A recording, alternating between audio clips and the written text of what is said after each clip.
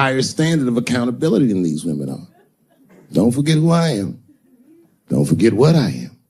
I am a black dude. And don't ever forget how I got here. My ancestors were kidnapped. I don't even know where the fuck I'm from. They were put on the bottom of boats. They sailed them across the Atlantic. Many of them died. Only the strongest survived. And once they got here, they beat the humanity out of my people. They turned us into beasts of burdens. They made us do their work. And the irony is, hundreds of years later, they called us lazy. We fought in the Civil War. We damn near freed ourselves.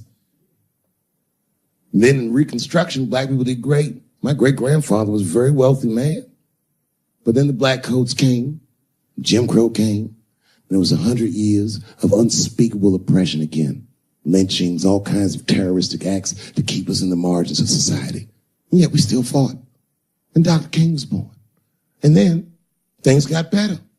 20 years after Dr. King was assassinated, Michael Jackson was moonwalking on television. Something, something, something. Barack Obama.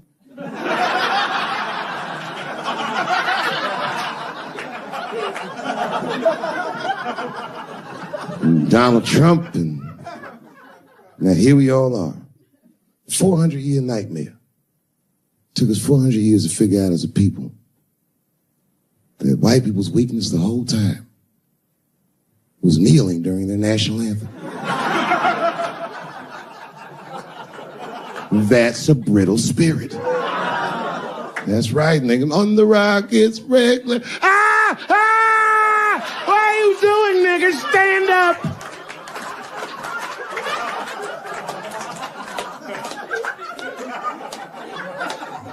The Vice President of the United States got involved. Mike Pence got involved. He went to the game himself. These niggers will have to stand when they see me. And all them football players looked up in the stands and saw Mike Pence and said, Mike Pence, come on, y'all. Wu-Tang. Wow! Oh! Foiled. Brittle spirit. I could kill every white person in America at one time. You know how I'd do it? I would just wait for the Super Bowl. And right when they sang the national anthem, I'd have O.J. Simpson walk to the 50-yard line with them bad knees. Is that O.J. Simpson on the field? What the hell is he doing here? Oh, I know what he's going to do. Stop him!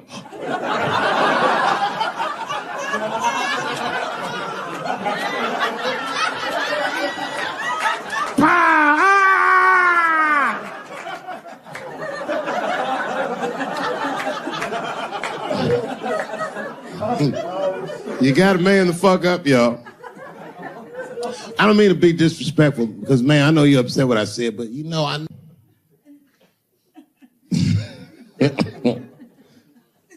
know I feel bad. But I just feel like this is all happening for a reason. And ladies, I want you to win this fight. 10 years ago, I might have been scared, but, you know, I got a daughter now, so if you win, she wins. So I'm rooting for you. And I agree with you. At least ideologically, I do. I don't know if you're doing it just right, but I mean, who am I to say? I don't think you're wrong. I just think that you can't make a lasting peace this way. You got all the bad guys scared, and that's good. But the minute they're not scared anymore, it will get worse than it was before. Fear does not make lasting peace. Ask black people. And that's what it is. What this city really needs, without irony, I'll say this, the cure for LA is in South Africa. You motherfuckers need truth and reconciliation with one another. Because the end of apartheid should have been a fucking bloodbath by any metric in human history, and it wasn't. And the only reason it wasn't is because Desmond Tutu and Mandela and all these guys figured out that if a system is corrupt, then the people who adhere to the system and are incentivized by that system are not criminals. They are victims.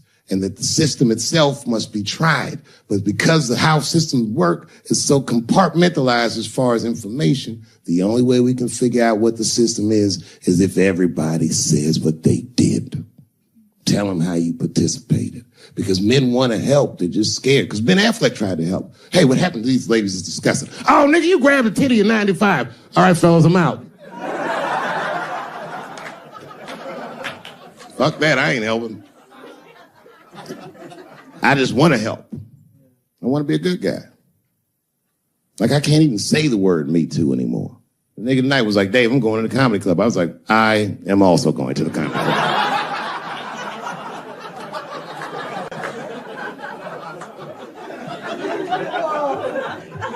And I didn't even know it was happening, but I guess I became like a feminist in the last 3 weeks because I can't watch porn the same. Like, I watch it sometimes, but I can't click on these motherfucking thumbnails, not with those titles. Guy crams young girl in the ass with hard right. I can't click on that. Come on, nigga, give me something I can click on. Dude gets sucked off by a midget. Little person, I say to myself.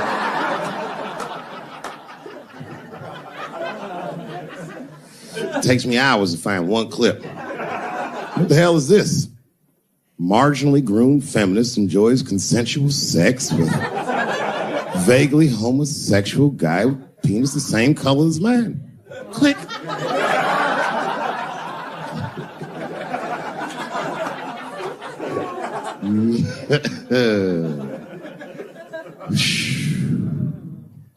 You notice a lot of black dudes haven't been getting Me Too. I don't want to jinx myself.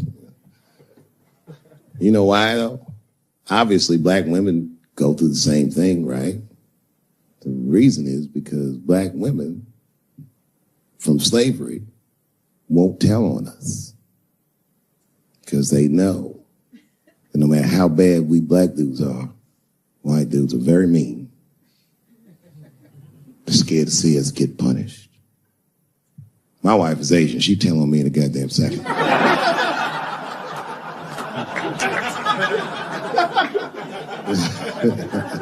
Ain't no fucking up in the Chappelle household. And the wildest shit about it is I live in Trump country. I live amongst the Tiki Torch whites, poor white people. And I'm rich. If it's ever pitchfork time, nigga, I'm in a lot of trouble. And nobody in my family believes me. I've been trying to tell the kids, man, we gotta run these drills. They're like, we don't want to run your stupid drills. Too bad, son, you have to. Tiki Torch whites come upside. What are you guys supposed to do? Come on, Dan. What are you guys supposed to do? Oh, squint our eyes and stand next to mom. That's right.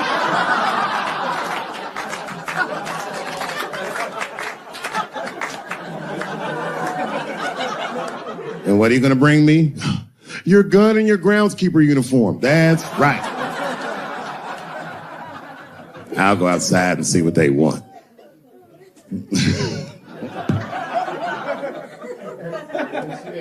It is wild, bro. Where you from, man? Where you from? New York. You from, what, Manhattan? Brooklyn. You are from Brooklyn, aren't you? You look like you can rob somebody with a hammer.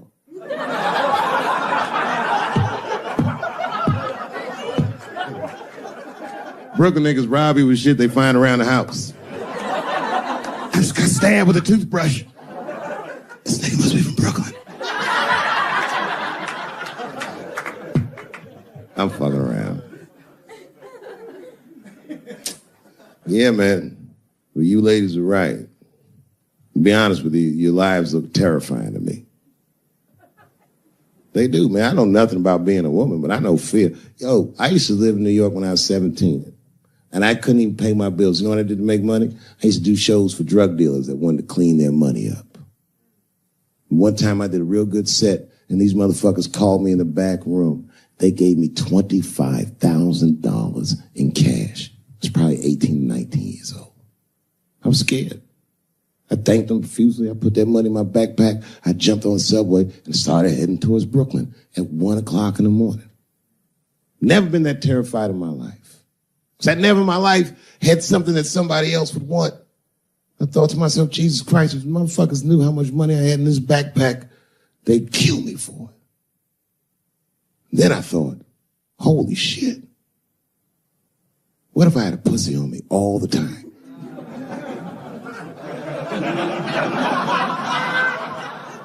That's what women are dealing with. I'm gonna tell you right now. It's real talk. If them same drug dealers gave me a pussy and said, put this in your backpack and take it to Brooklyn, I'd be like, nigga, I can't accept this.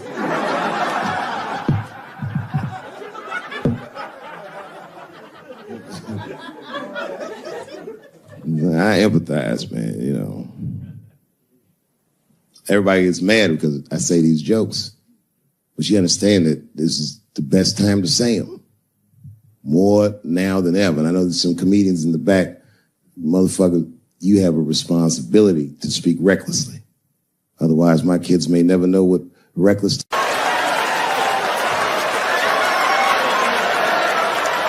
Here we go. Now, if you guys came here to this show tonight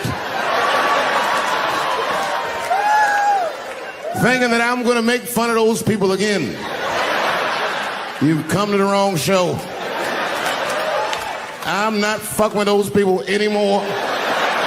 It wasn't worth the trouble. I ain't saying shit about trans people. Maybe 3 or 4 times a night, but that is it. Tired of talking about them. And you want to know why I'm tired of talking about them? Because these people acted like I needed them to be funny. Well, that's ridiculous. I don't need you. I got a whole new angle. You guys will never see this shit coming. I ain't doing trans jokes no more. You know what I'm going to do tonight? Tonight, I'm doing all handicapped jokes.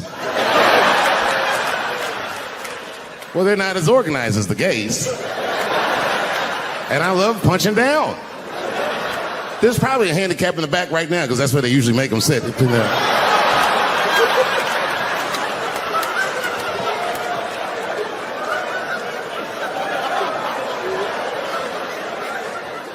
I came here to laugh at transgender people. I didn't know this nigga was gonna make jokes about us. Come on, y'all, let's get the fuck up out of here.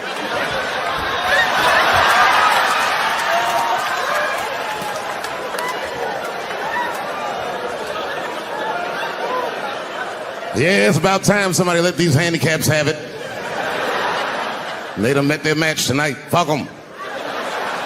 One time I was on Capitol Hill, and I seen a handicapped congressman. Madison Cawthorn, that's his name.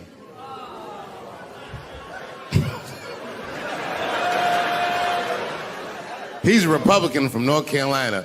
And he was shocked because I saw him and I go, hello, Congressman. He didn't even know I knew who he was. He turned around. Then I just walked away. I wanted him to see me do something he couldn't do. I skipped. That nigga was mad.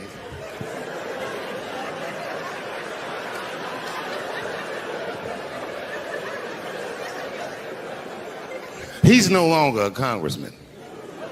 I don't know if you follow politics. I'm not trying to be funny, but he lost his seat. He ran a bad race. Oh, buddy, yes, he did. And you know what he did wrong? He was running for Congress again, and this motherfucker tried to be controversial. He was on all them right-wing podcasts talking all that shit. He was like, Washington is worse than Hollywood. I was at home like, what? He said, these people are disgusting. They have orgies and sex parties and drug parties. And I was thinking, this nigga sounds like Juicy Smouye. He's lying. Now, I don't doubt that they do this kind of shit in Washington.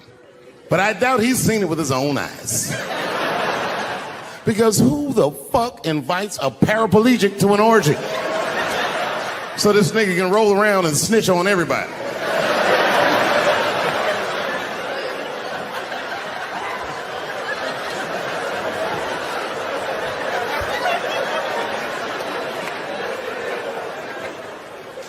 I said, there's only one reason you're gonna invite him to an orgy. And you know what that is. Have Have at it, guys. I can't feel anything. Let's get this bill passed for America. One at a time, folks.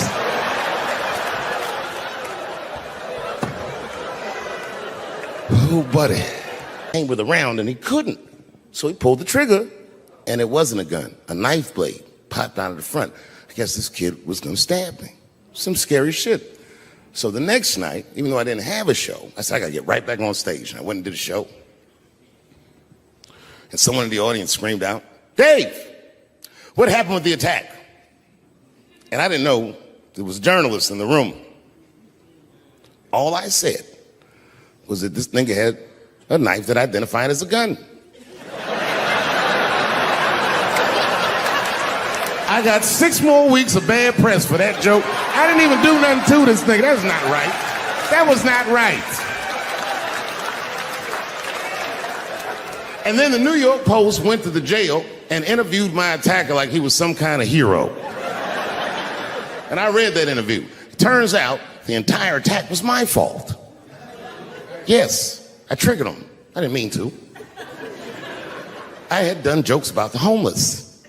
And turns out this young man was homeless. And I mean, there's no way I could have known this.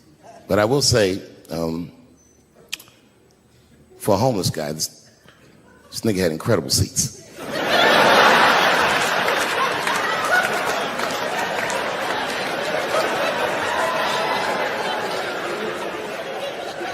Oh, and they said I triggered him because I had done LBGTQ jokes, and it turns out this fella was a bee.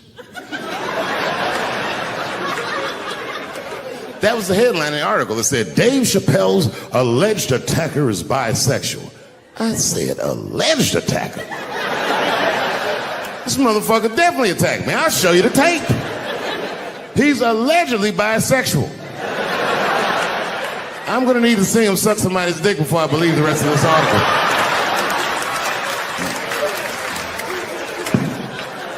I read that shit in the paper. I was horrified. I was like, oh, bisexual? I could have been raped.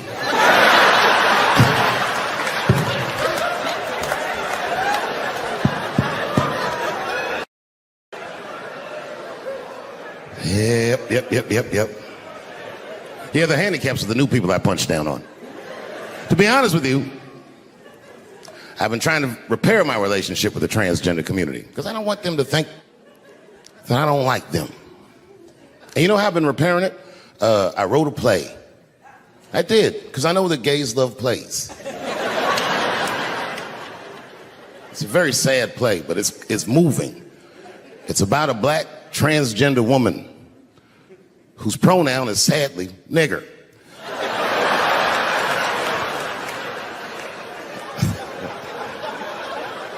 It's a tearjerker. At the end of the play, she dies of loneliness because white liberals don't know how to speak to her. Sad. Speaking of nigger, I've also been working on a book, and this is true.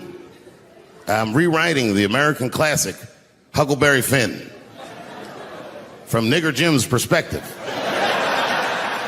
It's called The Adventures of Nigger Jim. That's how the book starts. Huckleberry Finn walks up to him and goes, so you're Nigger Jim. And he's like, yo, I just said Jim. What's your name, little buddy? Huckleberry Finn is my name. What? Huckleberry? That's your real name? God-given. You know what? Just call me Nigger Jim. It's fine. I don't care if you are black or white or whatever. If you ever meet a white person named Huckleberry, he has less money than you. That is the white, trashiest name I've ever heard in my fucking life. If you have a name like Huckleberry, you're doomed to fail. If I was in court and my lawyer came up and was like, I am your attorney, Huckleberry Finn, I'd be like, uh-oh, I'm going to jail. God forbid I ever go to jail. But if I do, I hope it's in California. Because as soon as the judge sentenced me, I'll be like, Your Honor, before you sentence me, I just went to court to know I identify as a woman. Send me to woman's jail. And as soon as I get in there, you know what I'm gonna be doing? Give me a fruit cocktail, bitch, before I knock your motherfucking teeth out. I'm a girl just like you, bitch. Come over here and suck this girl dick I got. Don't make me explain myself. I'm a girl.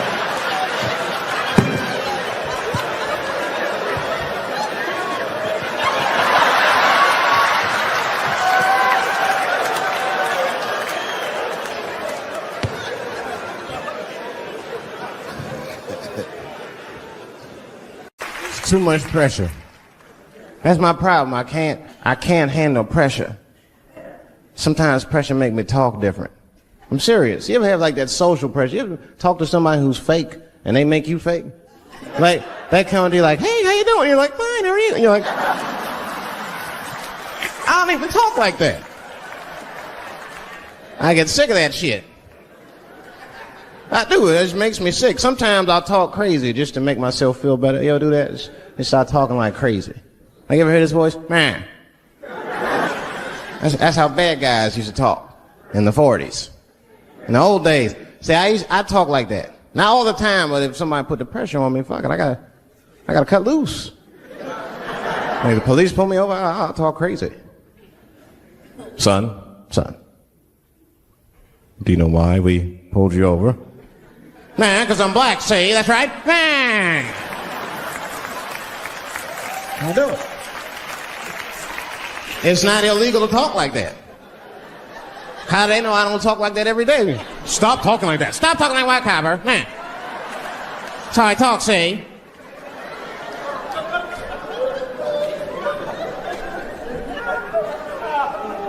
You gotta make life interesting like that, because the shit is flimsy. Life is flimsy. You think you're gonna live forever, you ain't not gonna live forever. It's dangerous out here. We know what's going on. I travel now, you know. I used to think DC had the roughest ghettos in the country. Nah, nigga, I have seen some shit now. Oh, there's some rough areas outside of DC. Expecting to go? You know, usually you want to know when you're going to ghetto, like, I'm going to see some wild shit. I got to prepare myself. I'm going to see something crazy. When you're taking, it's different. I had a limousine driver. It was after a show. It was late at night. It was like 3 in the morning. I had a limousine driver. He was a nice guy talking to me and shit. Oh, hey, where you from, dog? DC? Word? That's a rough city, man. And his cell phone started ringing. Hold on 1 second. Hello? Oh, what's up, nigga? What? What the fuck? Slow down. What the fuck? No! Fuck that, nigga. Fuck it. I'm on my way. Woo.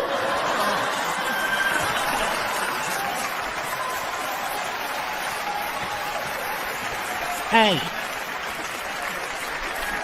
I gotta make a stop real quick. At 3 o'clock in the morning. I didn't know he was taking me to the ghetto at first. I started looking out the window. I was like, what the fuck? It was gun store, liquor store, gun store. Where the fuck are you taking me? This don't look good. He didn't say shit. He just pulled up in front of an old rickety building that looked like a project. Now, I'd never been there before. I'm not sure if it was a project, but it certainly had all the familiar symptoms of a project. A fucking crackhead ran this way.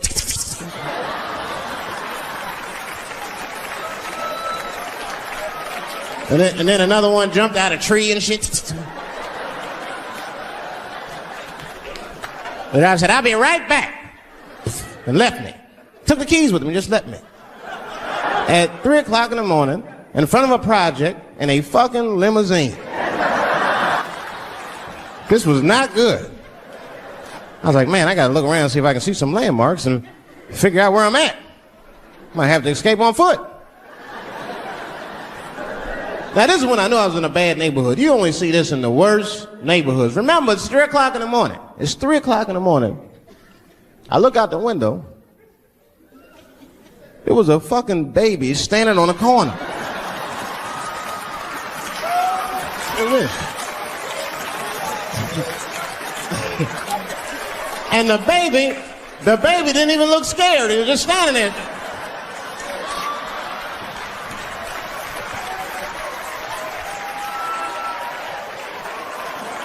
I mean, it made me sad. It made me sad, really. You know, because I wanted to help the baby.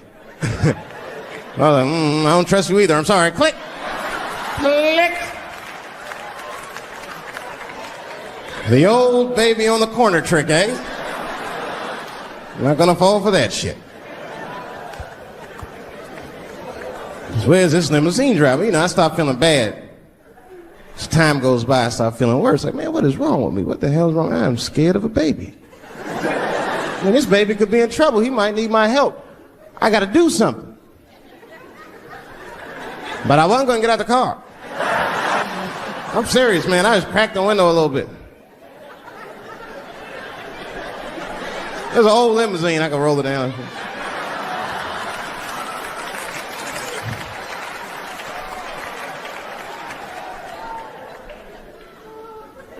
Hey, baby. Baby, go home, man. It's 3 o'clock in the morning. What the fuck are you doing up? The baby said, I'm selling weed, nigga. I said, oh.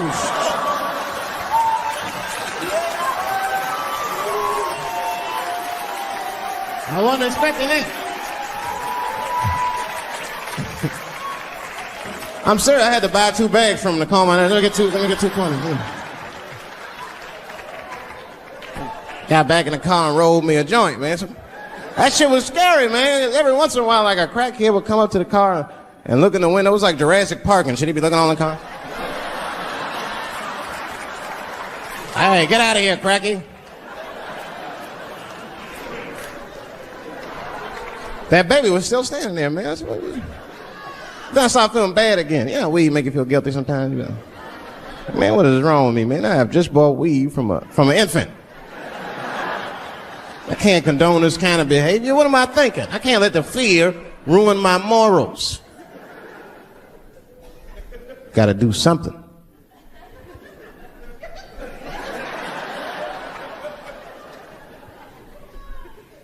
Hey, baby. Stop selling weed, all right? You got your whole life ahead of you. He said, fuck you, nigga. I got kids to feed. I said, God damn.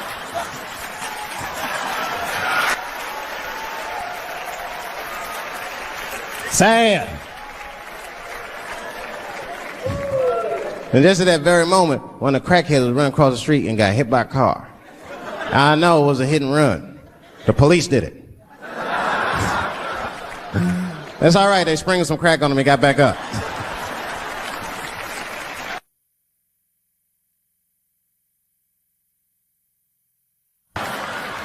I gotta do this thing!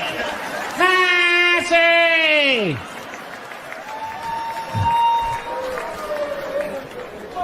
I complain, but I'm happy I'm with somebody. I don't want to be single. I don't like that. Sometimes you go to them single clubs, you see too much. I was on the road, one club, and I seen a thing they call a thong contest. Yes! Yeah, I seen a thong contest. See, it's some scandalous shit, all right. I couldn't get over that, man. Because the DJ, I was dancing with a girl, and the DJ said, everybody that wants to be in the thong contest, please report to the DJ booth. Girl was like, excuse me. They put on that song, let me see some thong, thong, thong, thong, thong, thong. Them girls was going off. Some of them pulled their pants down, some of them pulled their skirts up, all of them just shaking their butt. Some of them didn't even have underwear on, they was just fucking shaking their butt. I mean, really, I was fucking disgusted. But I couldn't turn away.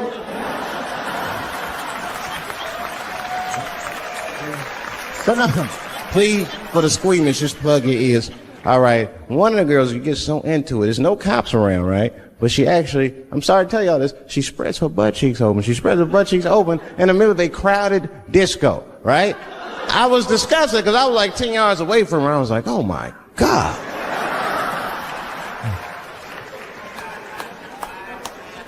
Is that her birth canal? Oh, it gets worse. Good God Almighty, is that a baby? I know that's gross. It's gross because it was a baby. Oh, it was the same baby from the project. She's like, I snuck in the club, nigga. I got that weed if you need me. Just pat her on the ass. And I'll come out. Hey guys, thank you very much. I love you all. Thank you.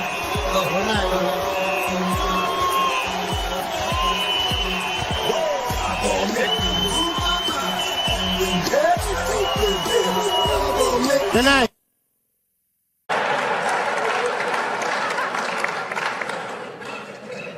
Really, I could do these specials like Steph Curry. I'll be shooting from inside, outside, all night.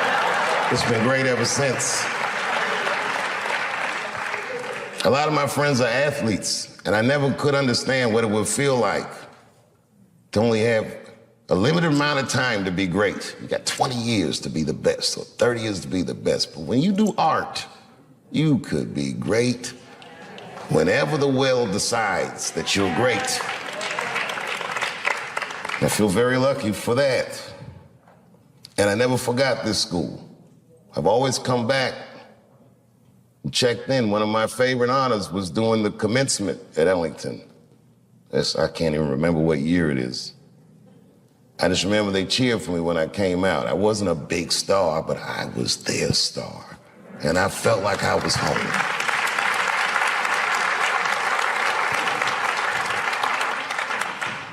After I did Lorne Michaels, after I did Saturday Night Live, Lorne Michaels said something that I got to share with you. He goes, "You went to Peggy Captivate school, didn't you?" That's what he said. And I said, "I did." And he said, I want to say to Saturday Night Live, he goes, "Tell her I owe her money."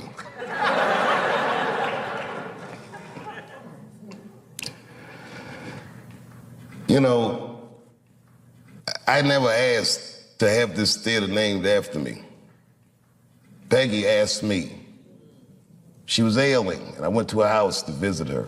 She said, "I want you to put your name on the school." She said, "It will help us raise money for the school." And to me, it was like, I felt like I'm a little young for that, and I'm still kind of using the name, you know what I mean? Let's see what I do with it first. You never know, you know. Like, imagine if OJ named his son OJ Jr. Oh, Dad.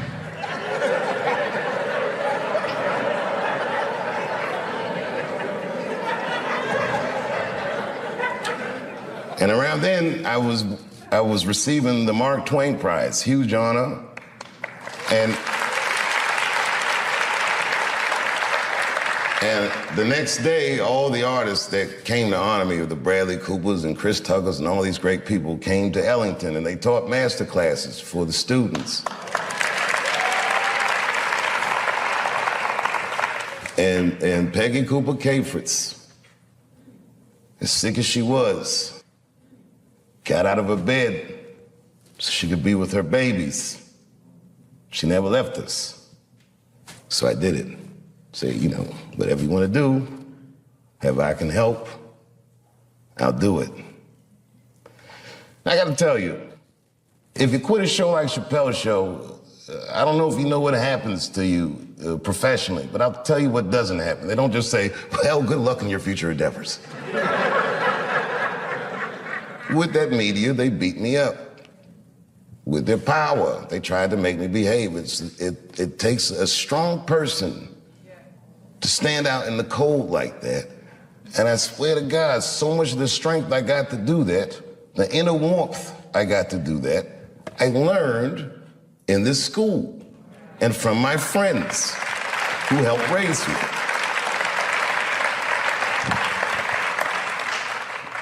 So why wouldn't I do anything I could to help my benefactor? And the last time I came back, after the closer, when the kids were mad at me,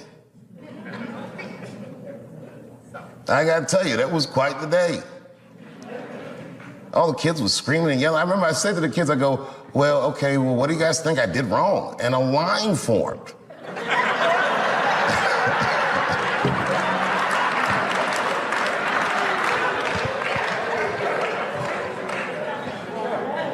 These kids said everything about gender and this and that and the other, but they didn't say anything about art.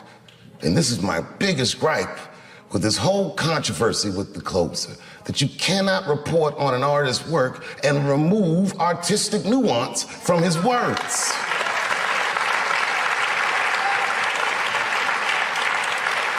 It would be like if you were reading a newspaper and they say, man shot in the face by a 6-foot rabbit, expected to survive. You'd be like, oh my God. And they never tell you it's a Bugs Bunny cartoon.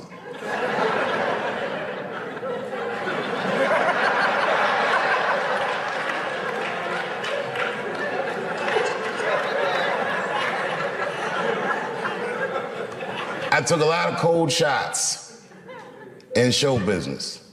And I gotta tell you, as the years go on, you feel the shots less and less as just the business, is what you say. But that one, that day, boy, that day they hurt me. When I heard those talking points coming out of these children's faces, that really, sincerely hurt me. Because I know those kids didn't come up with those words. I've heard those words before.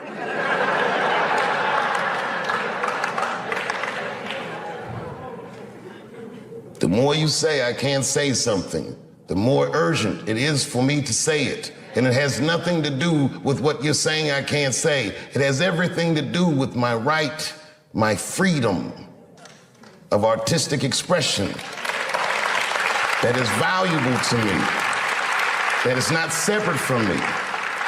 It's worth protecting for me, and it's worth protecting for everyone else who endeavors in our noble, noble professions. And these kids didn't understand that they were instruments of oppression. And I didn't get mad at them. The kids, the freshmen, they're not ready yet.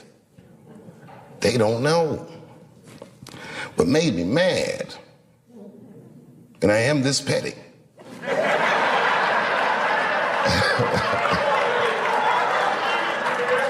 I ain't saying names. One of the kids' mother went on Fox News. And she used to be a student here. I remember her face, but I don't know if she was particularly popular. Anyway.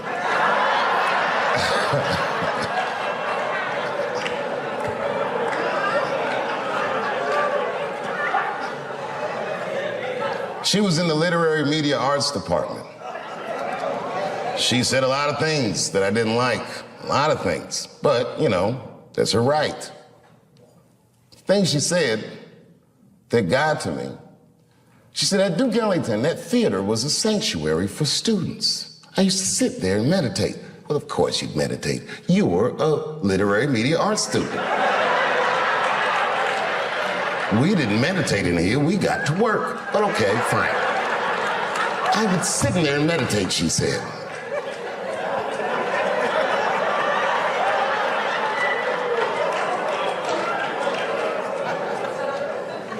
And then she scrunched her face up. She's a beautiful woman, but her face looked hideous the way she scrunched it up. And she said, and just to imagine his name on that theater. How could you do that to those kids?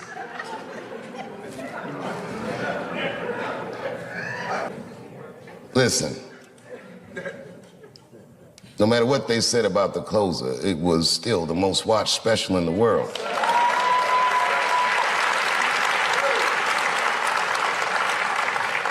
And I am still of the mind, and I say this with all humility, it is a masterpiece. And I challenge all my peers to make its equal.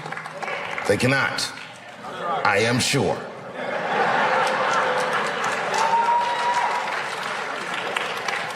It will be decades before you ever see someone in my genre as proficient as me.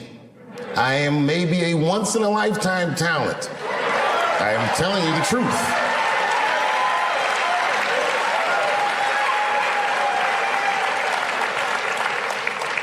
About 3 weeks ago, I saw in the newspaper that a man that was dressed in women's clothing threw a pie at the Mona Lisa and tried to deface it. And it made me laugh because I'm like, it's like the closer.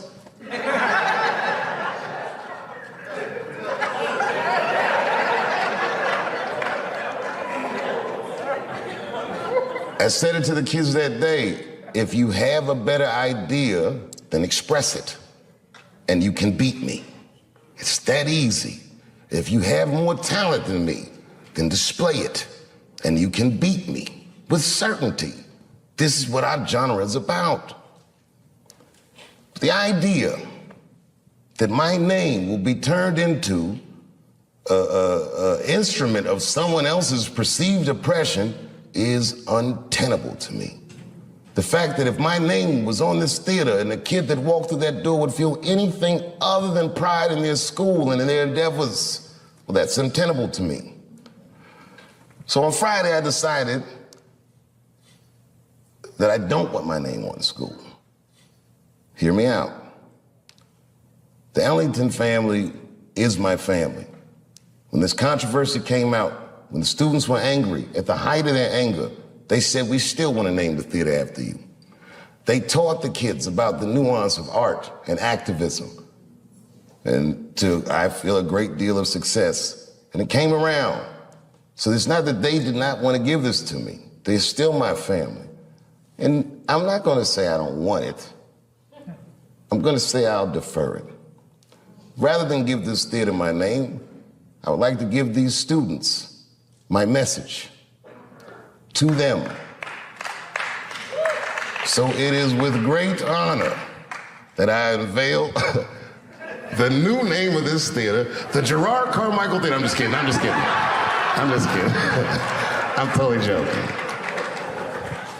Let me see if I can get this here. This theater should be called the Theater for Artistic Freedom and Expression. I want that for myself, and I want it for every student that's educated at this school. And when and if you are ever ready, you can put my name right on top of that. I love you, Duke Ellington. Thank you very much. It didn't stop working. I had to watch fucking Key and Peele do my show every night.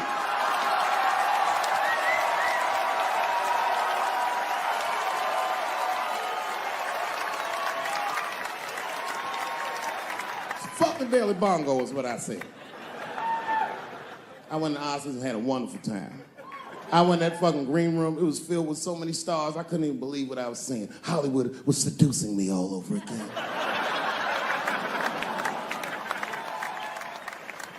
I was sitting back there, I'm smoking, drinking with the stars.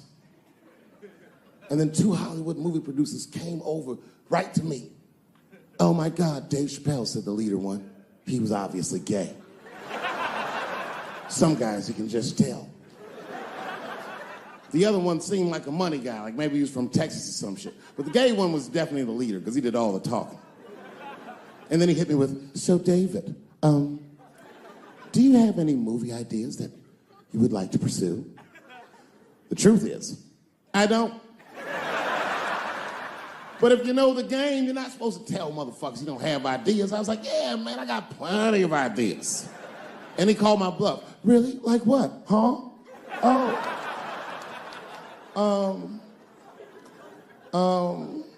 And then I just started making up shit that I thought maybe he'd like to see. I said, I have a superhero idea. He goes, really? I go, yeah, he's a gay superhero. He was like, really? What's it called? Huh? Oh, it's called Same Hero, New Boots. It's about a gay sous chef in San Francisco. He gets bit by a radioactive rat on his shift when he's taking out the trash. And is blessed with powers beyond his wildest dreams. Supersonic, gay kind of powers. And he starts saving everybody in San Francisco. But at first, he only saves gay people. Later, he saves everybody, and the whole city just falls in love with him. The only problem is, no one remembers him when he saves them. Well, I don't understand. Why wouldn't they remember him? I said, because, dummy, he's gay. He keeps changing his outfit. People come up, thanks for saving, mister. What's your name anyway? And he's like, same hero, new boots, and that motherfucker flies away.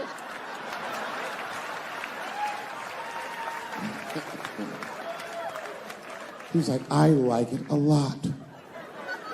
The Texan didn't like that shit at all. He was upset. That's impossible, gay superhero. I said, what? Well, I have others. I have a superhero you love because he's stronger than Superman and he fights for truth, justice, and the American way like Superman, but more than Superman. He beats up Mexicans for no reason.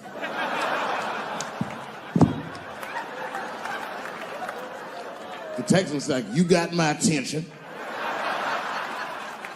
I'm like, man, this motherfucker is so strong, he can fly and do all this great shit.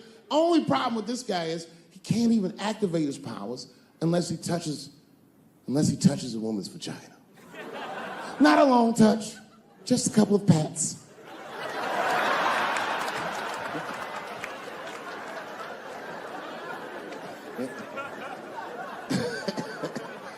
He said, well, what's the problem with that? I said, well, the problem, sir, is that our hero is he's not a handsome man. And he's often short on cash. So whenever trouble breaks out, he has to run around the city and convince women to let him pat their vaginas. Please, miss, that building's on fire. Can I pat your vagina quickly? People are dying, but he can't tell them exactly why. Ugh, get away, you're gross. Please, miss, people are dying. Just a couple of pats. Ugh, gross, get away.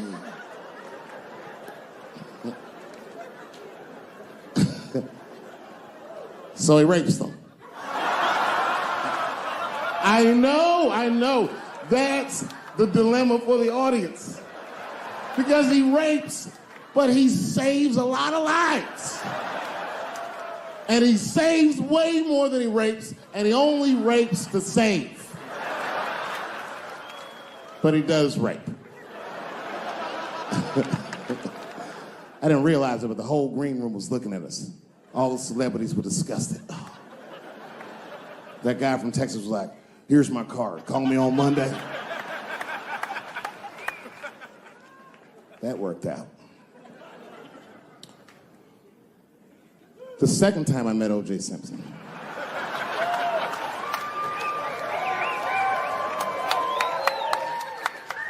Was right after the trial of the century. There I was, now a young man of probably 23. O.J. Simpson was the most famous or infamous face on planet Earth. I was in a restaurant in Beverly Hills with my agents. I wasn't alone in the restaurant, but I was alone. I was the only black person in the restaurant. And in the 90s, that felt very uncomfortable. Now I tend to enjoy it at this age.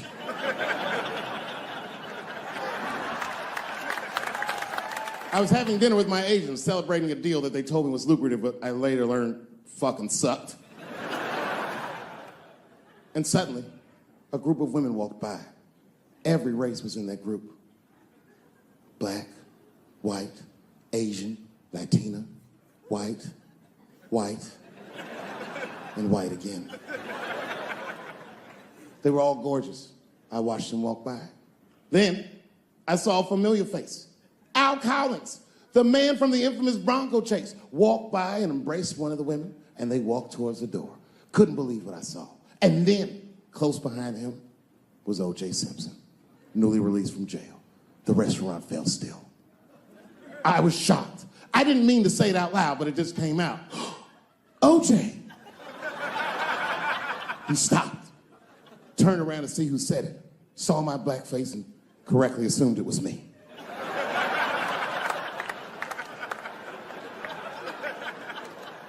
I was sitting in the corner of the booth. He leaned over all the white people I was having dinner with and shook my hand. How are you, young man? He looked in my eyes, and I could see in his eyes that he didn't remember meeting me the first time. And then he walked away. And I looked back at my agents, and all of them had nothing short of disgust on their faces. And the only one with the courage to voice their disgust was a woman named Sharon, who used to represent me. How could you, she said. How could you shake hands with that murderer?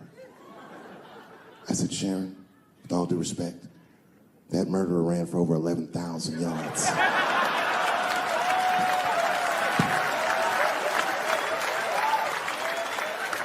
And he was acquitted, so, fuck it. Glove didn't fit. Glove didn't fit. Get over yourself.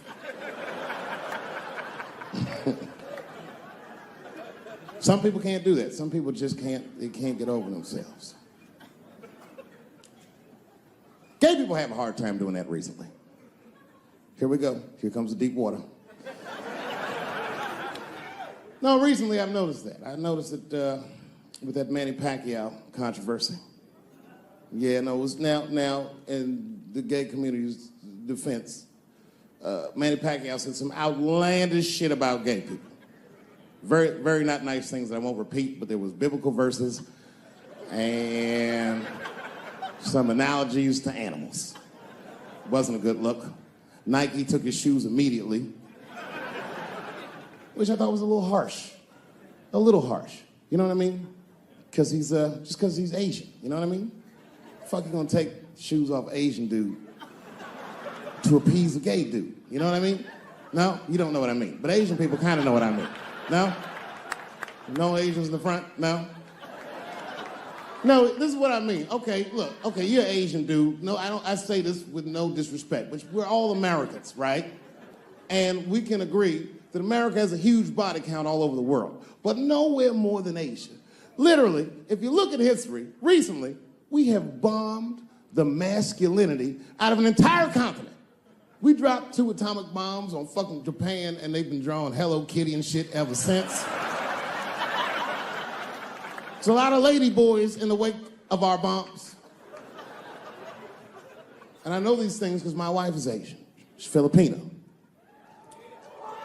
All right, well, okay, so that explains it. Now you know why you see me at all those Filipino events. I'm not there picking up pussy, I'm dropping some off.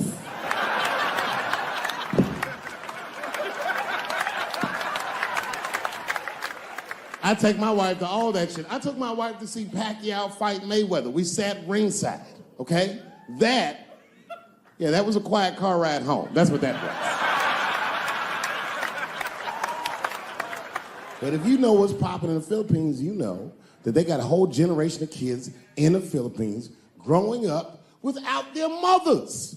Yes, a lot of women in the Philippines go to the Arabian Peninsula, they come to the United States, they make all their money here, they send all that money back home, which is still one of the #1 staples in the Philippines economy, money that their expats send back to the Philippines. The men, on the other hand, are left rearing children, twiddling their thumbs, waiting on their wives' checks. These men have been fucking emasculated. And then suddenly, a boxer rises from amongst them and reinstates their manhood with his motherfucking fist. This is not the guy you're supposed to ask, what do you think of homosexuals? He's not your champ. Shit. That's why I don't have a sneaker deal, because if you say something that people don't like, they'll take your fucking shoes off. If Martin Luther King had a sneaker deal, we'd still be on the back of the bus. They always true, the Nike exec come up, hi, Martin, we need you to tone down the talk of civil rights and blacks being humans. It's upsetting our southern distributors. But I don't understand. I thought that's why I had a sneaker deal in the first place. Not quite. Really, it's a walking shoe, and we like the marching, but try to understand. Fuck that shit. You know, I get it, though. I understand why gay people are mad, and I empathize. You know what? I'm just telling you, this is a black dude. I support your movement, but if you want to take some advice from a Negro, pace yourself. These things take a while. Just because they passed the law doesn't mean they're gonna like you. Brown versus the Board of Education was in 1955. Somebody called me a nigga in traffic last Wednesday. It's so long, it takes a minute.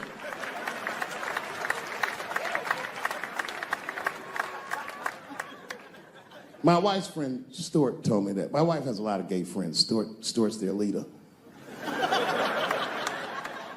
She has a lot of gay friends. And I don't like them.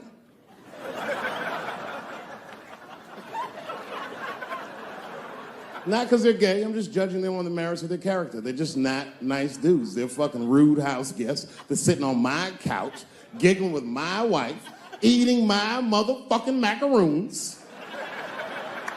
And I come in, they act like the party's over. Hey, Stuart, what's going on? This guy talks to me the way a cat would speak if a cat could talk.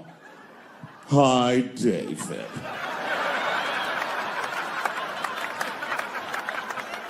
Stuart, what's all the beef, man? What's going on? He always wants to have some kind of gay political argument. The last one was about a petition in federal court to take the words husband and wife out of the law. I said, well, why would you want those words out the law? He said, because it discriminates against same-sex couples. I was like, niggas, please save me the semantics. Just trust me, take your chips and get the fuck out of the casino. You're about to crap out. Let's go outside, talk that over amongst yourselves, and whichever one of you is gayer, that's the wife.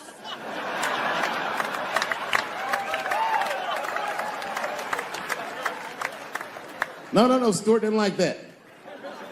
Stuart educates me about this movement, you know what I mean? I didn't even know shit about it. He told me it's called LBGTQ.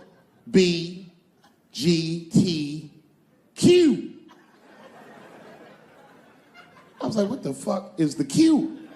Does that even make sense, Q? Turns out Q was like the vowels. That shit is sometimes Y.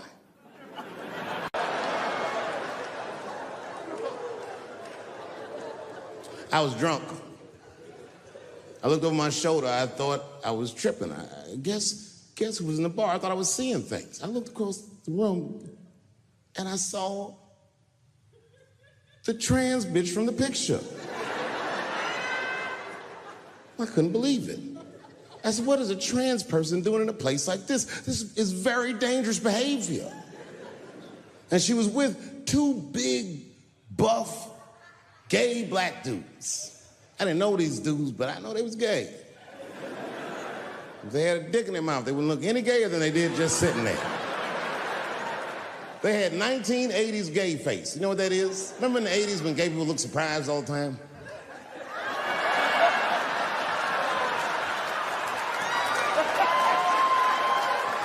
Close your mouth, nigga. What's surprising? You know what I mean? But they was huge. They looked like Juicy Smouillet's trainers.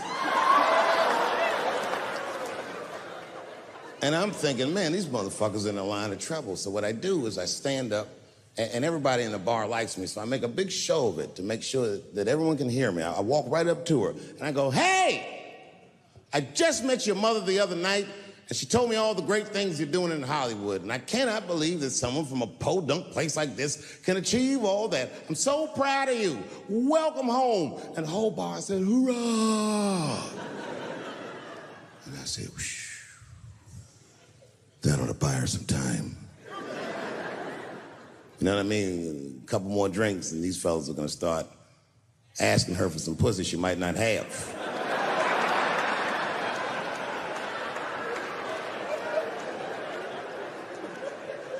And she was very gracious. She said, thank you so much. And we shook hands. And as she was shaking my hand, her face turned mean like her mom's. And she said, do you mind not punching down on my people? Oh, I don't like that. Normally I would have let it go, but I was drunk. I said, what might you mean, bitch? I was careful to call her a bitch because I didn't want to blow her cover. Turns out she wasn't hiding. She was loud, she was proud. She let me have it in front of everybody. Screaming at me, all the talking points from that article. You transphobic, this and that. Kept clapping her hands in my face. Let me tell you something. I said, we learned this from black bitches. Kept doing, let me tell you something, honey. So annoying. She kept calling transgenders her people. Isn't that weird? My people this, my people that. I said, what do you mean your people? Was y'all kidnapped in Transylvania and brought here as slaves?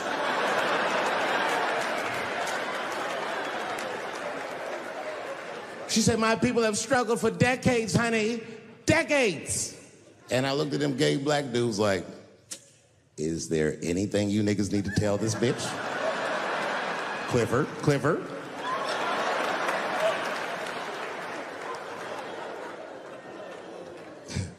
I'm exaggerating. She's actually a very nice person, and I'm cool with her now, but boy, that shit got on my nerves.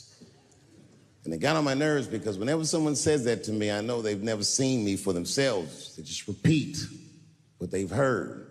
Any of you who have ever watched me know that I have never had a problem with transgender people. If you listen to what I'm saying, clearly, my problem has always been with white people.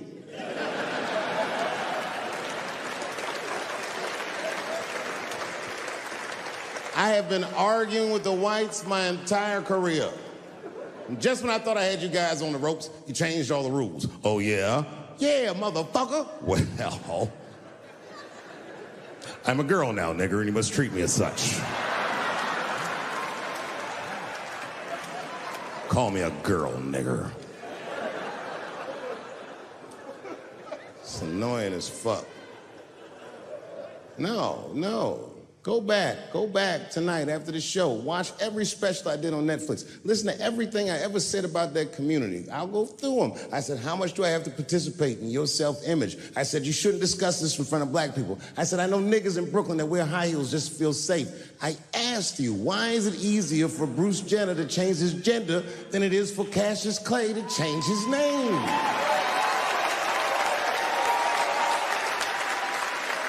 If you listen to what I'm saying, I'm not even talking about them, I'm talking about us, and they don't listen.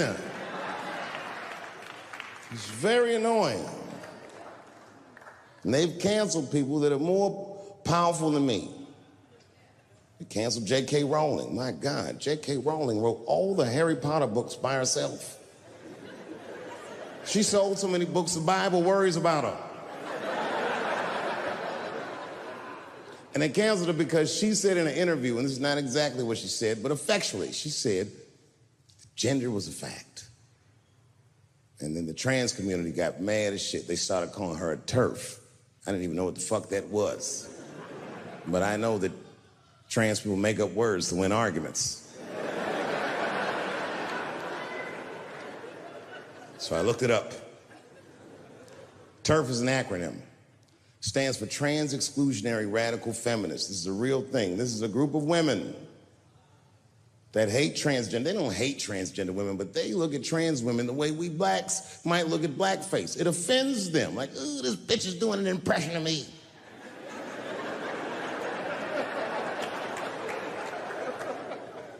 Now, I shouldn't speak on this because I am not a woman, nor am I a trans. But as we've established, I am a feminist.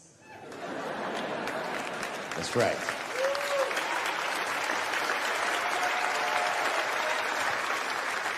I'm Team TERF.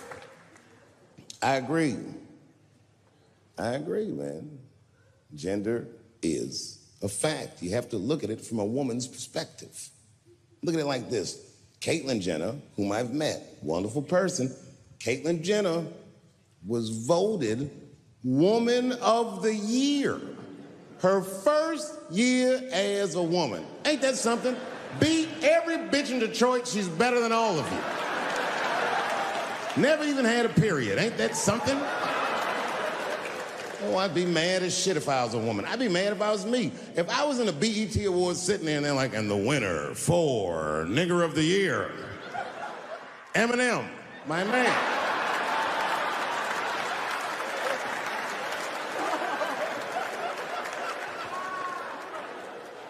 Gender is a fact. This is a fact. Every human being in this room, every human being on earth had to pass through the legs of a woman to be on earth. That is a fact.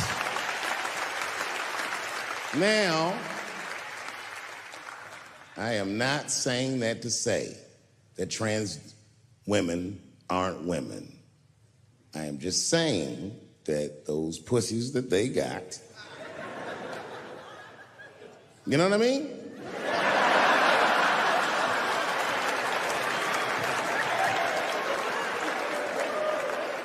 I'm not saying it's not pussy, but that's like beyond pussy or impossible pussy. You know what I mean?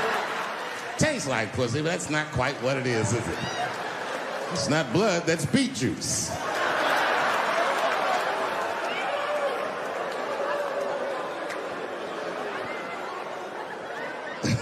Oh, buddy, I'm in trouble now.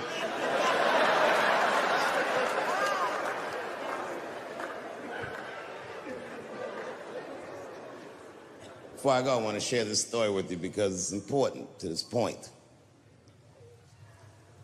I want your community to know that one of the coolest people I ever met was a transgender woman. And this is not a man that I knew that became a woman. This woman was trans when I met her. Lived in San Francisco. Daphne Dorman is her name. I would do 18 shows in the Bay Area, sometimes in Oakland and Dirty Hood nightclub, and she would be there, a white trans woman, laughing loud and hard at everything I said, especially the trans jokes. Very puzzling. Because she was obviously trans. And one night after one of the shows, I met her. And what it was, turns out, it was her dream to be a comedian. And I was her hero. It's very moving. I could not dislike somebody that felt that way about me. We became fast friends. And when I made that special Sticks and Stones, right as it was coming out, I happened to be in San Francisco and I wanted to do a show, but I needed an opening act. And I remembered that trans woman I had met. So I called her on the phone. And I called her myself. I said, "Hey, Daphne, this is Dave Chappelle." She couldn't believe it. And I go, "I'm in San Francisco." And then she started saying a bunch of wild stuff. I was like, "Relax now. I don't want any pussy." I was, I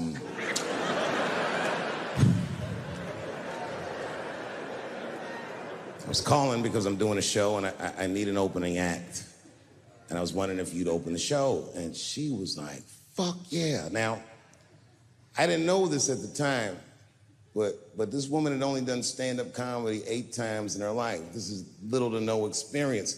And now she's about to open a show for what many call the GOAT.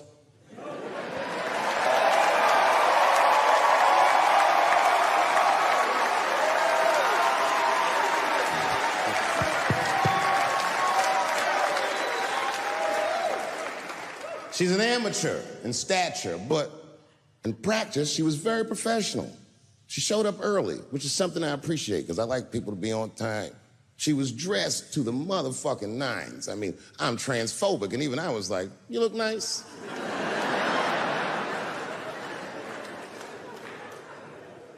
Went up on the stage with all the swag of a professional comedian, grabbed that mic and walked right down the middle and looked at the crowd like a gangster. Man, you should have seen her work. This bitch bombed for 45 minutes straight. And I am not exaggerating, young man. That show was terrible. Stunk. Stunk. And then she brings me on, and you know, I was like a glass of water after a handful of salt. The crowd was happy to see me. I was killing it. But here's what impressed me. Any other comedian I've ever seen, if they had bombed as bad as she did, would have snuck out of the back of the theater and went home and cried or something. And she didn't do that. Not only did she not leave, she found a seat right up in front. You know, when a new comedian watches an experienced comedian in comedy, we call this taking class. And this bitch took my whole class. She sat up there and was laughing as hard as she always laughs, as if nothing bad had even happened to her. And I saw her show. Something bad happened to her.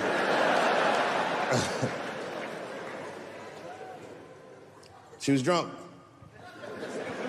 So she starts talking to me while I'm on stage, but the way a person would talk to a television when they were alone. She's talking to me like that. That didn't bother me because I knew her, but the crowd didn't like that shit at all because she sucked. And a guy in the back of the room stood up, and Daphne's hair was dyed blonde at the time, and the guy screamed out, and his energy felt wild as fuck. He said, "Hey, Daphne!" And everybody kind of clamped, like got tense. We didn't know if it was a heckler or active shooter. And he said, "Does the carpet match the drapes?" Yeah, it was fucked up. The whole crowd kind of groaned because it was so, like, mean. Everybody groaned, except for Daphne. She kind of laughed, which was weird.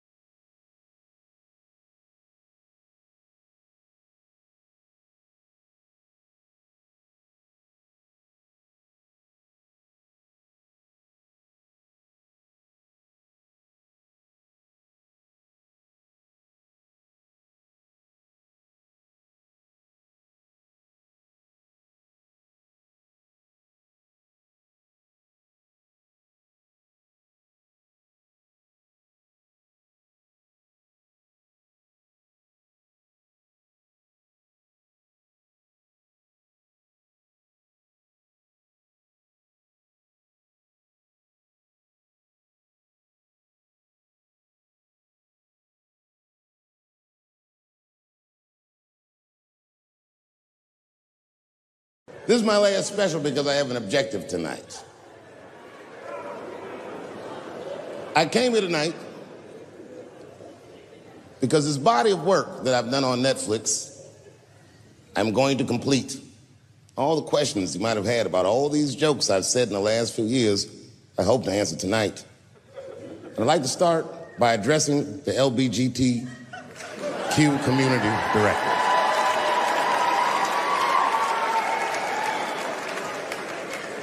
And I want every member of that community to know that I come here tonight in peace. And I hope to negotiate the release of the baby.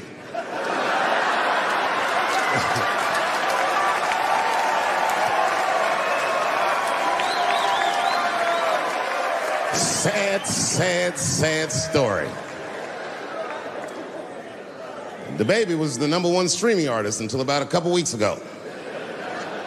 He took a nasty spill on stage and said some wild stuff about the LGBTQ community during a concert in Florida. Now, you know I go hard in the paint, but even I saw that shit and was like, God damn, the baby. Ooh, he pushed the button, didn't he? He pushed the button, punched the LGBTQ community right in the AIDS. Can't do that. Can't do that. But I do believe, and I'll make this point later, that the kid made a very egregious mistake. I will acknowledge that. But, you know, a lot of the LGBTQ community doesn't know the baby's history. He's a wild guy. He once shot a nigga and killed him in Walmart. Oh, this is true. Google it. The baby shot and killed a nigga in Walmart in North Carolina.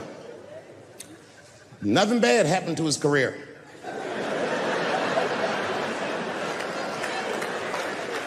Do you see where I'm going with this? In our country, you can shoot and kill a nigga, but you better not hurt a gay person's feelings.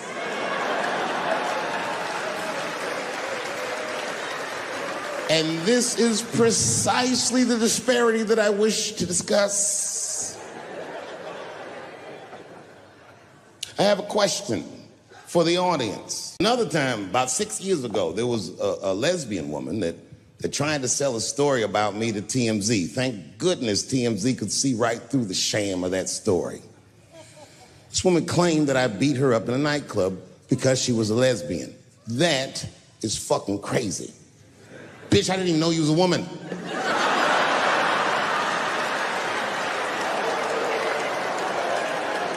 Thank God TMZ didn't believe that. Because I did beat the shit out of her, I'm not gonna lie. It was her fault, I had no choice. I came in the club minding my own business, and a woman came up to me, she goes, oh my God, Dave Chappelle. And I was just being reciprocally nice. Hey, miss, how are you? Blah, blah, blah. Benign talk, nothing to it. And all of a sudden, this lesbian fellow stepped between us. Hey, nigga, that's my girl. I said, yo, my man, back up like that.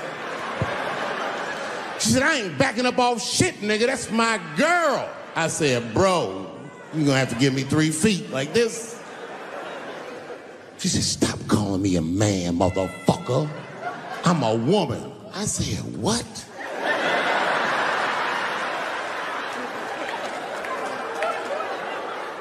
And then I looked deep in this nigga's cheekbones. I said, oh my God, you are a woman.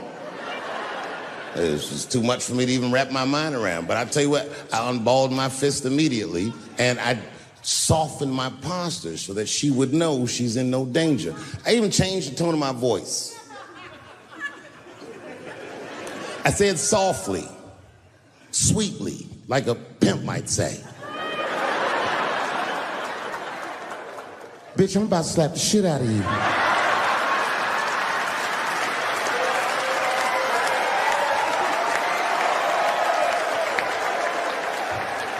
I should have done it. Oh, I wish I didn't say that. She dropped that foot back. Boop. She was in a perfect southpaw stance. Her shoulders were angled correctly. Her head movement was good. I said, oh no! This bitch boxes for real. She threw a wild hook at me and I saw it coming from yesterday, so I slipped it like this. I had no choice. I had to go to work. I let that jab go. You should have seen me go, nigga.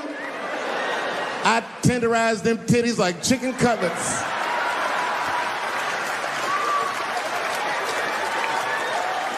I whooped the toxic masculinity out of that bitch.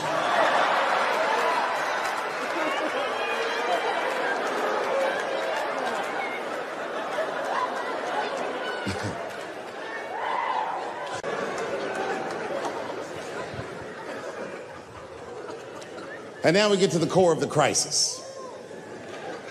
What is a woman? What is that in this day and time? Is there even such thing as a woman or a man or anything? Seems to be a question nowadays. Now listen, women get mad at me. Gay people get mad at me. Lesbians get mad at me. But I'm gonna tell you right now, and this is true. These transgenders, these niggas want me dead. I've gone too far. I've said too much. And I got to tell you, I'm very worried about it. I'm not even joking. Every time I come out on stage, I be scared. I be looking around the crowd, searching for knuckles and Adam's apples to see where the threats might be coming from.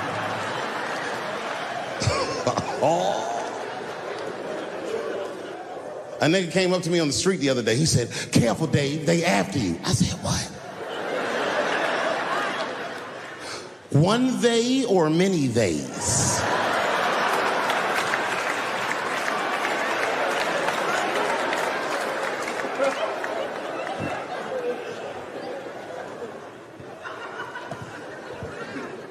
Before I even say anything about that community, you must know, and I hope you all feel the same way, I am not indifferent to the suffering of someone else. There's laws, the mean laws. In our country, North Carolina passed a law once that said a person in North Carolina must use the restroom that corresponds with the gender they were assigned on their birth certificate. No. No, that's not a good law. That's a mean law. No American should have to present a birth certificate to take a shit at Walmart in Greensboro, North Carolina, where the baby shot and killed a motherfucker.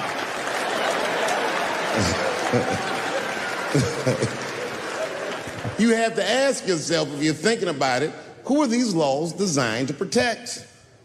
Like, let's say they designed this law to protect me, my interests. Transphobic comedian Dave Chappelle.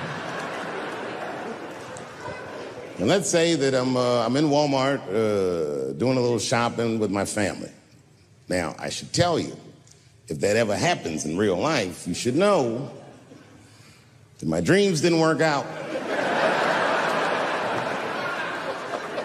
But let's say something goes horribly wrong, and there I am in Walmart with the poor whites rummaging around for mediocre goods and services.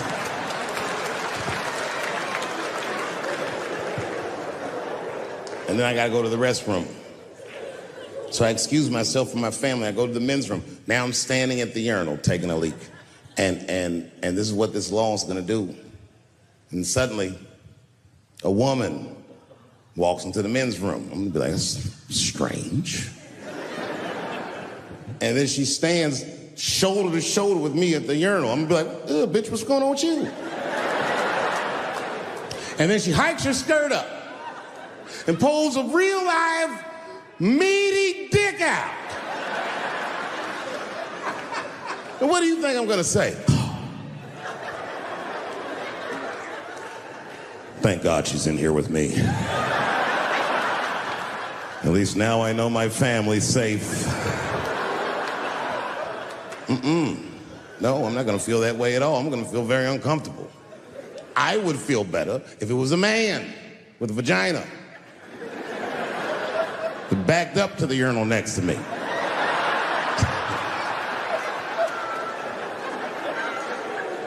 I wouldn't even think about that. I'd just be like, that's funny.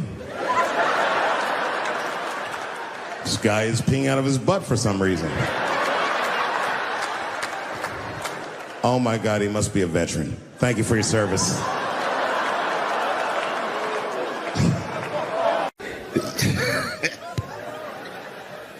You know, I have a great reputation in show business, but in comedy, I'm what's known as a lazy comedian, which is crazy because I work all the time, but that's not why they call me lazy. They call me lazy because I'll do shows sometimes, 20,000 people be in the crowd.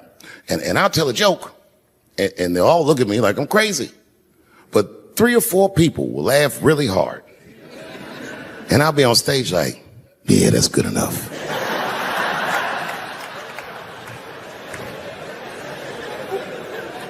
We love you. Well, this next joke is one of those jokes that... It's not, you know what I mean? I like to tell it, but it never does good. But I'm gonna do it. You know why it doesn't do good? I'm not good at impressions, but this is an impression. You ready? Okay. This is not gonna work. All right, this is my impression.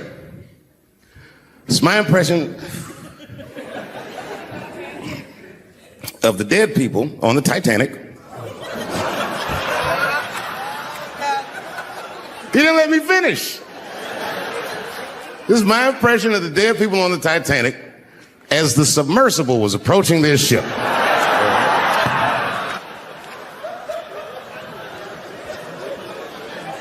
That's good enough. All right, here it goes. I'm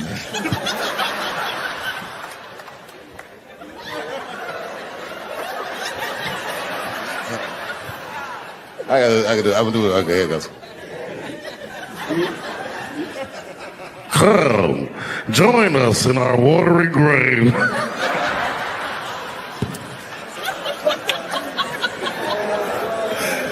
Oh, buddy, that's funny to me. Listen, that is a funny way to die.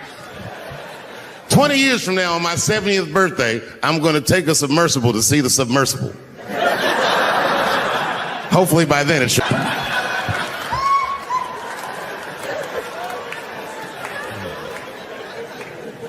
Oh, boy. Oh, boy. I've been married a long time. I have, man. You know, I talk a lot of shit about my wife, but I love her very much.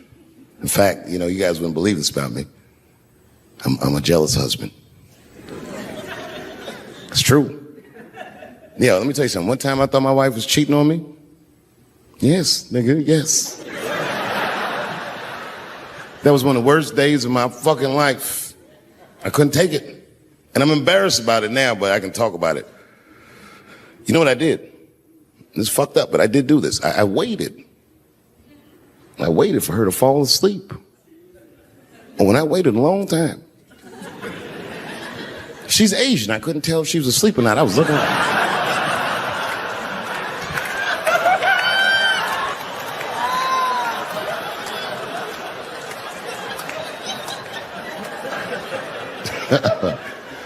And when I was sure she was asleep, you know what I did? I stole the iPhone, took it downstairs and started trying out passwords to see if I could open it. I couldn't figure out the password. Then I remembered it's iPhone. This shit has facial recognition. I was just like, oh. And that shit opened right up.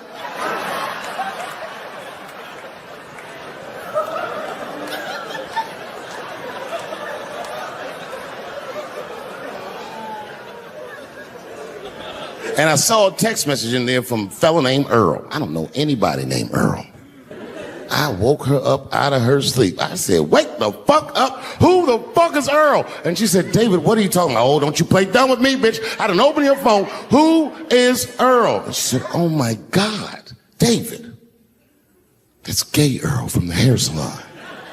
I said, word, what am I, dummy? How am I supposed to know this nigga is gay? And she was calm. She said, read his text and look at his pictures. I started reading the text.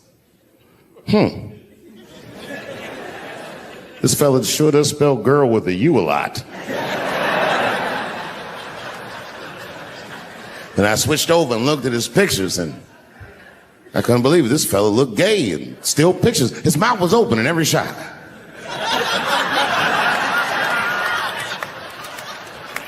And then I knew she was telling the truth. And then I felt like dumb. I said, I'm sorry. I'm sorry. Okay, I'm sorry. Here, take your phone. I'm sorry. Just go back to sleep. I'm sorry. I guess I just been insecure because all this cheating I've been doing. Good night.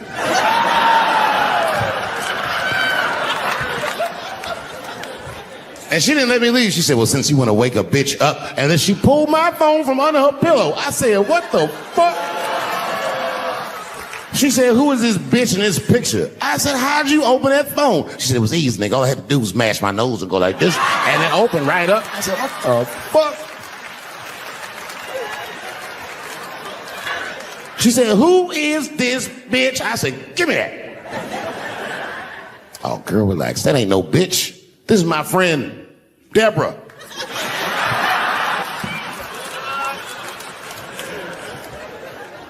I'm going to close tonight with a long story. Do you mind? No.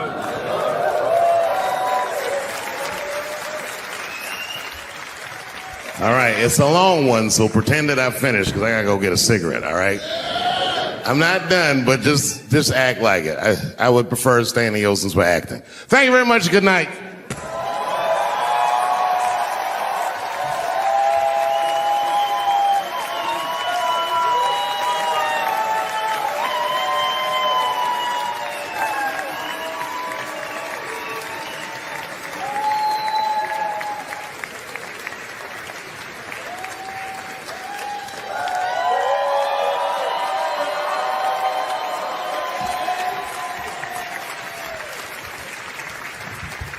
Thanks for not giving me a standing O, motherfuckers. This is the worst. It's all right. It's all right. I just wanted to smoke. Yeah.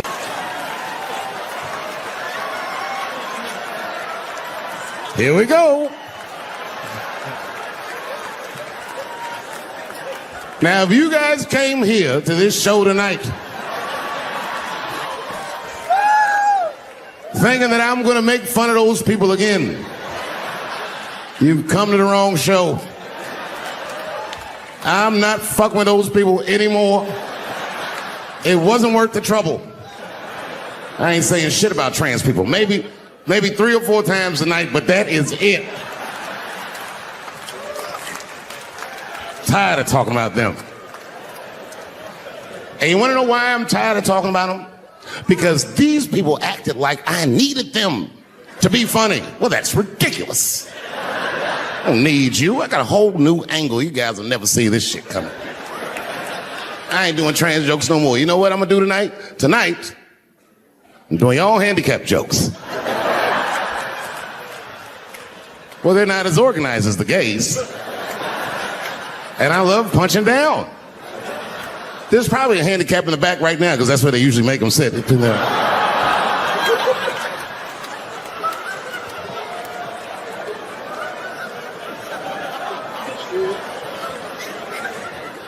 I came here to laugh at transgender people. I didn't know this nigga was gonna make jokes about us.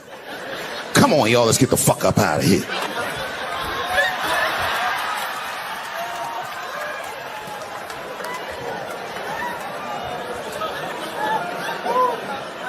Yeah, it's about time somebody let these handicaps have it.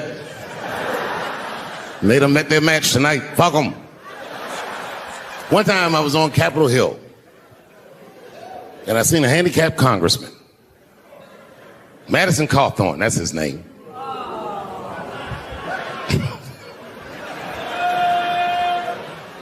He's a Republican from North Carolina, and he was shocked because I saw him, and I go, hello, Congressman. He didn't even know I knew who he was. He turned around.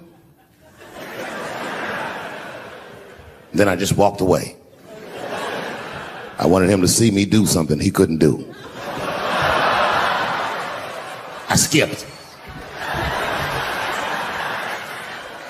That nigga was mad.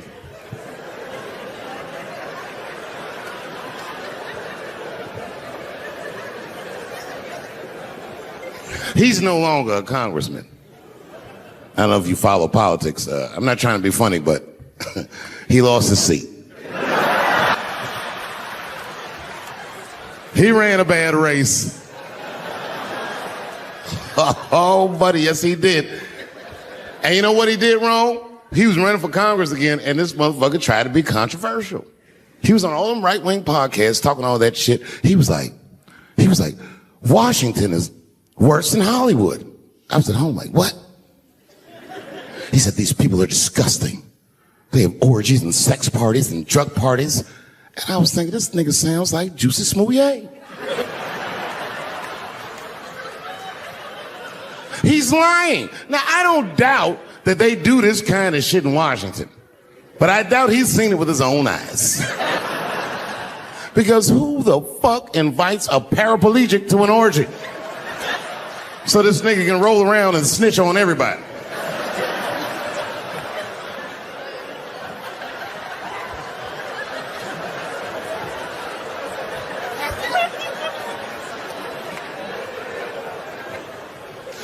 I said, there's only one reason you're going to invite him to an orgy.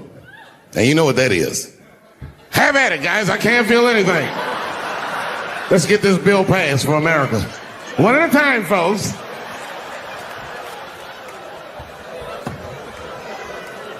Oh, buddy. Kevin fucked up. I understand the mistake he made because I've made the same mistake early in my career. This is many years ago, 15 years ago. It's when I was doing Chappelle Show. There's a... Thank you.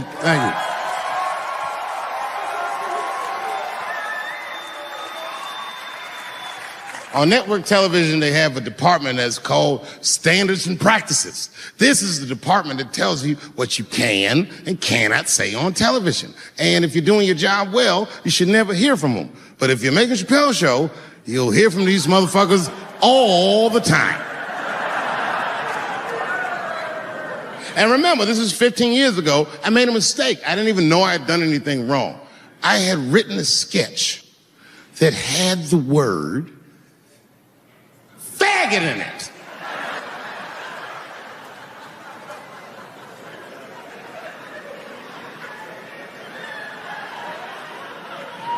So I had to go to Standards and Practices. They call me up. I don't know why they're calling me, but I like the lady that runs the department. She's usually really fair and was one of my favorite people I've ever worked with. So she sits me down. We have a nice conversation. She tells me, oh, the sketches are great. I go, oh, fantastic. Well, then why am I here?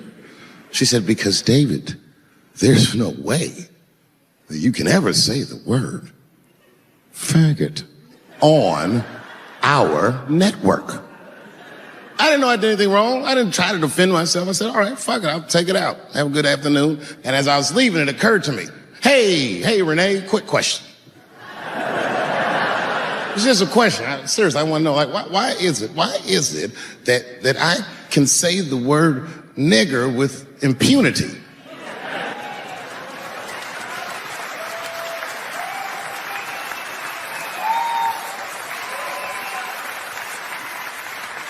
But I can't say the word faggot.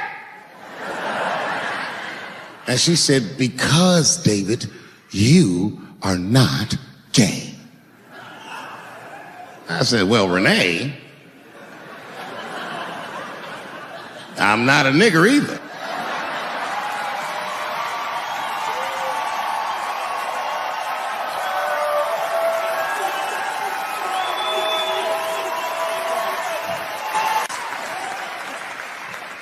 But you see, what I didn't realize at the time and what Kevin had to learn the hard way is we were breaking an unwritten and unspoken rule of show business. And if I say it, you'll know that I'm telling you the truth. The rule is that no matter what you do in your artistic expression, you are never, ever allowed to upset the alphabet people. You know who I mean. Those people that took 20% of the alphabet for themselves. I'd say the letters, but I don't want to conjure their anger. It's too late now. I'm talking about them L's and them B's and them G's and the T's. People be surprised. I have friends, all kinds of letters. Everybody loves me and I love everybody. I got friends who are L's, I got friends who are B's, and I got friends who are G's. But The T's hate my fucking guts.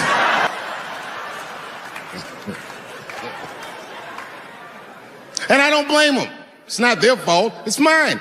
I can't stop telling jokes about these niggas. I don't want to write these jokes, but I just can't stop.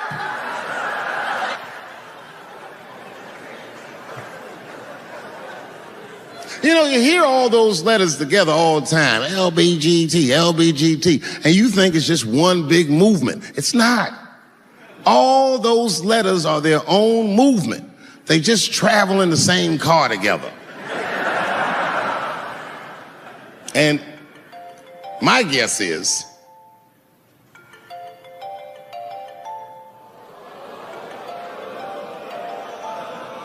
what is this, high school? This nigga probably got a babysitter or something. Go on and answer your phone, nigga. Just get that shit out of here. I'm in the middle of something important.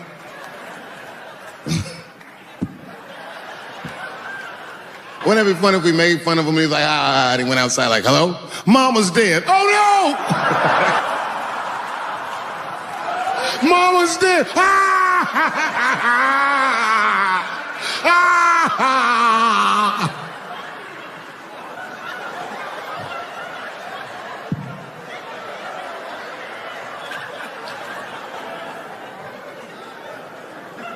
That was a weird time phone call, wasn't it? It's like his phone is gay.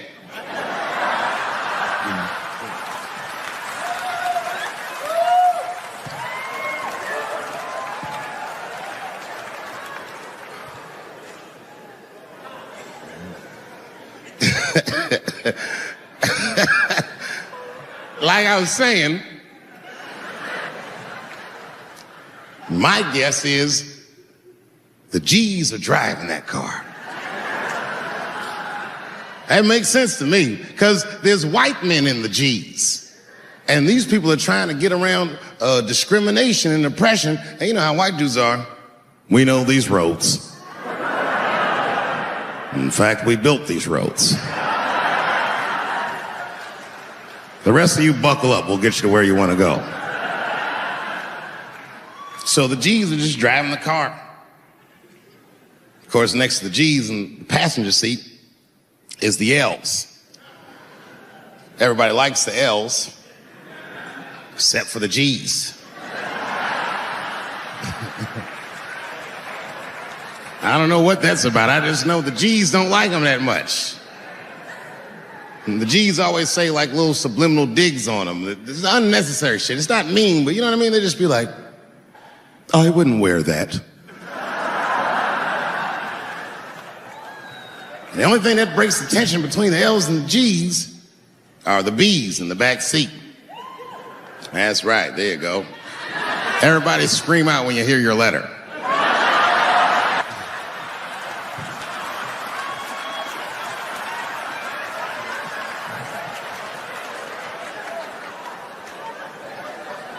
If it's one thing that the L's and the G's agree on, is that the B's are fucking gross.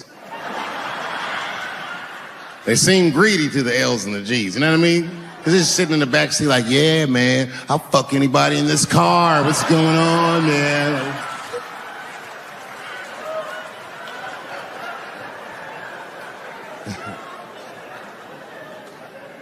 And sitting next to the B's, all the way in the back seat by themselves, looking out the window. That's the T's. Everybody in the car respects the T's, but everyone also resents the T's. It's not the T's' fault, but everyone in the car just feels like the T's are making the trip take longer.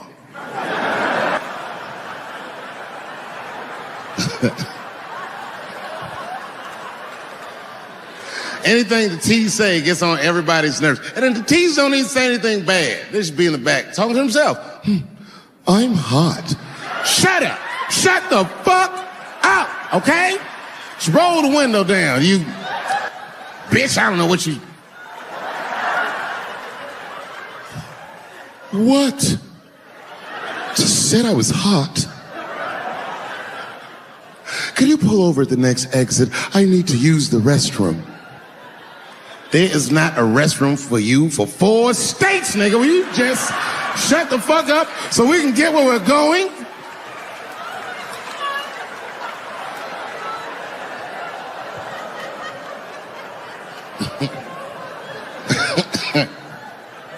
And just when that car can't get any more tense, the cues are a hitchhiker that they pick up on the road. Some white dude in booty shorts is walking down the freeway.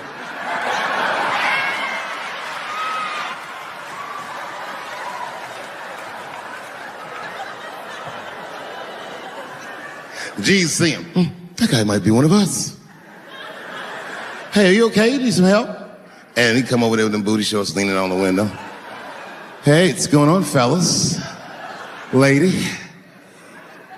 Whatever pronoun makes you feel comfortable in the back.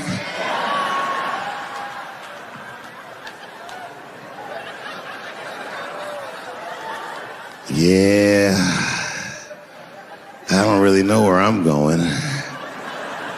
I don't know if I'm gay or I'm straight or whatever. All I know for sure is that I really want to get in this car.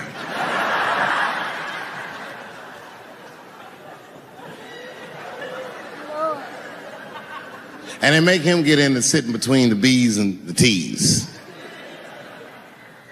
I feel bad for T's, but they're so confusing. And it's not all my fault. I feel like they need to take some responsibility for my jokes. Because I didn't come up with this idea on my own. This idea that a person can be born in the wrong body. But they have to admit, that's a fucking hilarious predicament. It's really fucking funny. And if it happened to me, you'd laugh, wouldn't you? That wouldn't be funny if it happened to me? I think it would be. What if it did? What if I was Chinese, but born in this nigga body? That's not funny. And for the rest of my life, I had to go around making that face. Hey, everybody, I'm Chinese. And everyone get mad. Stop making that face. That's offensive. What? This is how I feel inside.